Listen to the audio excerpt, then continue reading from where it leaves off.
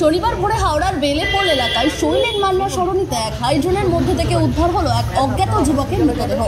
প্রাতঃভ্রমণকারীদের চোখ পড়তেই ছড়িয়ে পড়ে চাঞ্চল্য।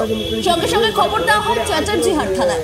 খবর পেয়ে ঘটনাস্থলে পৌঁছায় পুলিশ এবং দমকল। উদ্ধার করে দেহ পাঠানো হয় হাসপাতালে। সেখানে চিকিৎসকরা যুবককে মৃত বলে ঘোষণা করেন। মৃতের নাম মানুষ কুড়ি। তিনি বজ্রনাল লাহিড়ী লেনের বাসিন্দা বলে জানা গিয়েছে।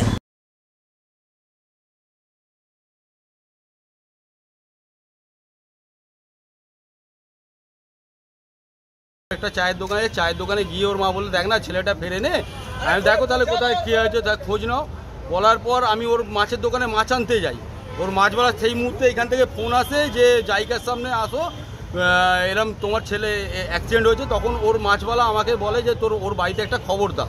খবর দিয়ে আসতে দেখি যে এইরকমভাবে আমাদের মানুষ করি মানে নর্দমায় মুখ ঢুকে স্পট হয়ে গেছে। ঘটনাকে কেন্দ্র করে গোটা এলাকায় চাঞ্চল্য ছড়িয়েছে। নিরাপত্তা নিয়ে ফের প্রশ্ন তুলছেন স্থানীয়রা।